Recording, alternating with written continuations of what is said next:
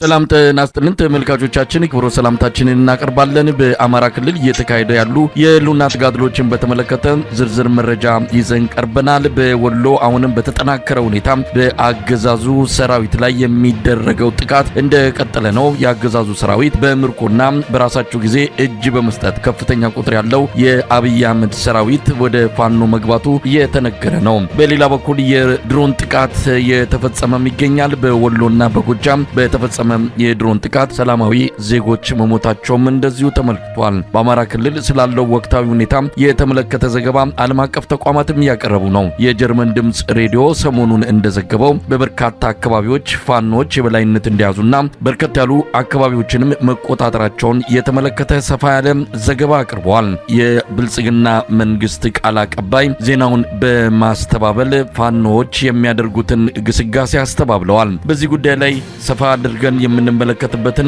መረጃዎችን ይዘን መተናል። የዘውትር ተሳታፊያችን እንግዲህ መረጃዎችን ሊያቀርብልን ተዘጋጅቷል። በጣም ነው ማመሰግነው። እንግዲህ ከድሎቹን ጀምር ምን አሉ አዳዲስ መረጃዎች? አመሰግናለሁ መሳይ። እንግዲህ ከሮብለት አመሻሽ ጀምሮ በቆቦ እና በዙሪያ ባሉ ወረዳዎች ላይ የአገዛዙ 49ኛ ክፍለ ጦር በጣም በከፍተኛ ደረጃ ወታደራዊ ሎጂስቲክሱን አጠናክሮ በብረት ተሽከርካሪዎች ወታደራዊ ተሽከርካሪዎች የታጀበ ወታደራዊ እንቅስቃሴ በማድረግ በተለይ የቆቦ ዙሪያ ወረዳዎችን ከፋኖ ኃይሎች ለማስለቀቅ ከፍተኛ ጥረት አድርጎ በከፍተኛ ደረጃ ተመቶ ምናልባትም በታሪክ ስላልተነገረለት ነው እንጂ ከወሎ ድሮች እጅግ የበዛው ከፍተኛ ኪሳራ የደረሰበት 49ኛ ክፍለ ጦር ከስታፍ አባላት በስተቀር ሙሉ በሙሉ ተደምስሶ አብዛኛዎቹ ሙትና ቁስለኛ በመሆን ቀሪዎቹ ደግሞ እጅ ሰጠው 49ኛ ክፍለ ጦር የምትባለው የአገዛዙ ጠንካራ ኃይል ተበትና ታሪክ ማድረግ ይችላል። የፋኖ ኃይሎች በዚህ ያልተማረው የአገዛዙ ኃይል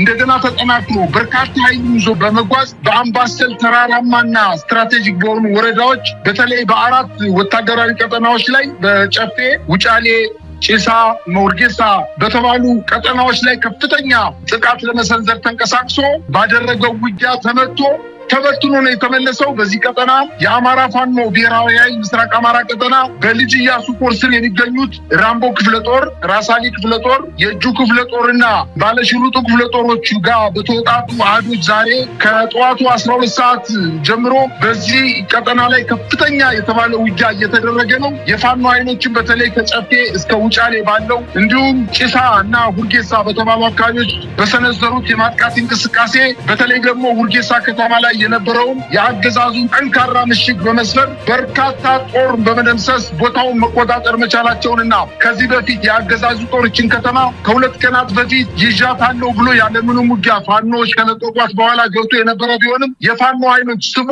በመምታት በሚለው ስትራቴጂያቸው መሰረት በርካታ ኃይሉ ተደምስሶበት ቦታዋንም ለፋኖ ኃይሎች ውርጌሳን ከተማ ለፋኖ ኃይሎች አስረክቦ መውጣቱን ለማወቅ ተችሏል። በዚሁ ቀጠና በአምባሰል ወረዳ በአገዛዙ ጦርና በፋኖ ኃይሎች መካከል አሁንም ከፍተኛ ውጊያ እየተደረገ ሲሆን በተለይ ማርዬ፣ ጨፍጨሬ፣ ኪንቴሪና ጉልቦ በተባሉ ቦታዎች ላይ በተደረገው እና እየተደረገ ባለው ውጊያ የልጅ ኢያሱ ኮር ከፍተኛ ድል መቀዳጀቱንና በተደረገውም ውጊያ ከ60 በላይ የአገዛዙን ጦር መደምሰስ መቻላቸውንና በርካታ የጦር መሳሪያ መማረካቸውን እንዲሁም በርካታ ኃይሉ እጅ መስጠቱን ለማወቅ ተችሏል። መሳይ በጣም የሚገርመው ነገር ይሄ በአንድ 49ኛ ክፍለ ጦር ከተመታ በኋላ 11ኛ እዝ 104ኛ ኮር 35ኛ ክፍለ ጦር በአምባሰል አካባቢ እየተደረገ ያለው አጠቃላይ የመንግስት ኃይል በዛ ቀጠና እየፈጸመ ያለውን የድሮን ጥቃት እንዲሁም በሲቪሎች ላይ እየተፈጸመ ያለውን ጥቃት በመቃወም በገፍ እጅ እየሰጠ እንደሚገኝና ይሄም በርካታ የማህበራዊ ድረገጾች ተለቆ ለህዝብ እየታየ እንደሆነ ለማወቅ ተችሏል። በአጠቃላይ ግን በዚህ ባለፉት 24 ሰዓታት የድሮን ጥቃት በአካባቢው ላይ እየተፈጸመ እንደሚገኝና በተለይ በራያ ግንባር በ19 ቦታዎች ላይ የድሮን ጥቃት መፈጸሙንና አሁን ደግሞ በዛሬው ዕለት ከባህር ዳር ከተማ አስተዳደር ስር የምትገኘው የሳተላይት ከተማ ተብላ የምትጠቀሰው ዳና ማርያም ላይ ከጠዋቱ 3 ሰዓት ላይ የድሮን ጥቃት በመፈጸም እናትና ልጅን ጨምሮ በርካታ ሲቪሎችን መግደሉና በተደረገው አጠቃላይ በ24 ሰዓት ውስጥ በተደረገው ከ20 በላይ የድሮን ጥቃት በርካታው በሲቪሎች መኖሪያ አካባቢዎች ላይ አርፎ የሲቪሎችን ጉዳት እንዳደረሰና በመሰረተ ልማቶች ላይ፣ በጤና ጣቢያዎች ላይ፣ በሃይማኖት ተቋማት ላይ ድሮውን በመጣል በአካባቢው ማህበረሰብ ዘንድ ከፍተኛ ጭንቀት እንደተፈጠረ ነው ማወቅ የተቻለው።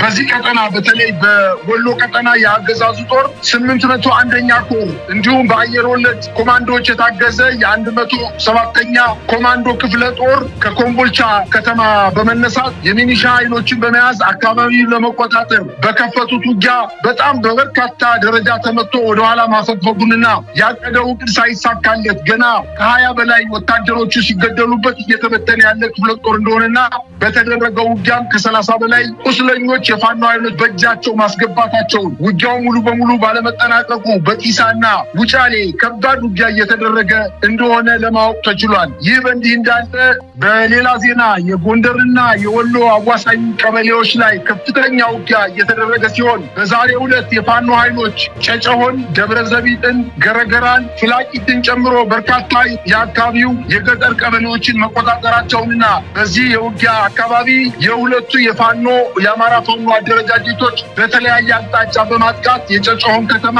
እና የደብረዘቢጥ ስትራቴጂክ የሆኑ ቦታዎችን መቆጣጠር መቻላቸውንና እነዚህ ከተሞች አሁን በፋኖ ኃይሎች ቁጥጥር ስር መግባታቸውን ተከትሎ የአገዛዙ ጦር ከጨጨሆ፣ ከደብረዘቢጥ፣ ከገረገራና ከፍላቂት ወደ ጋይንት ንፋስ መውጫ እየሸሸ እንደሆነና ከታች ጋይንት የተነሳው የፋኖ ኃይል ደግሞ ወደ ላይ ጋይንት የሚመጣውን የአገዛዙን ጦር እያጠቃ እንደሚገኝና አካባቢው በጣም ከፍተኛ የሆነ ውጊያ እየተደረገበት መሆኑን ለማወቅ ተችሏል። በሌላ አቅጣጫ እንዲሁ በምዕራብ ወሎ እንደዚሁም የአገዛዙ ጦር ከራስ አሪኮር ጋር ከፍተኛ ውጊያ እየተደረገ ሲሆን በተለይ በከለላ ወረዳ ቲርቲራ በተባለ ቦታ ላይ በተደረገው የማጥቃት እንቅስቃሴ ከ10 በላይ የአገዛዙ የኮማንዶ አባላት ሲገደሉ ከ30 በላይ መቁሰላቸውንና ከ35 በላይ የነፍስ ወከፍ ክላሽ መሳሪያዎችን መማረክ መቻላቸውን አስታውቀዋል። በአጠቃላይ በወሎ አካባቢ አሁንም በበርካታ አካባቢዎች ላይ ከፍተኛ ትንቅንቅ እየተደረገ ሲሆን ከ18 እና ከ20 ቀን በፊት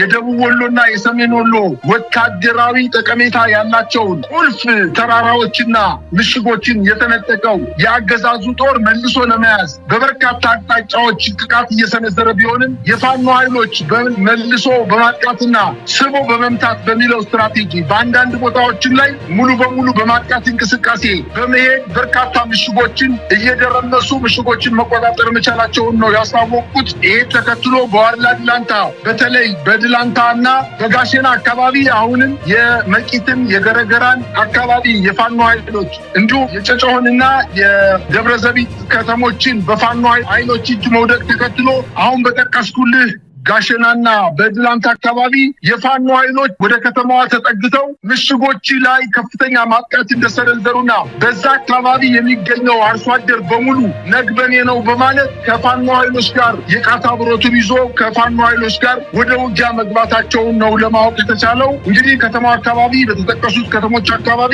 ከፍተኛ ውጥረት ነግሷል። መንገዶች ተዘግተዋል። ከወልዲያ ደብረታቦር የሚወስደው መንገድ በፋኖ ቁጥጥር ስር በመውደቁ የመከላከያ ኃይሉ በተራራ እና በቋጥኝ አካባቢዎች ራሱን መከላከል ላይ እንደሚገኝ ነው ለማወቅ የተቻለው።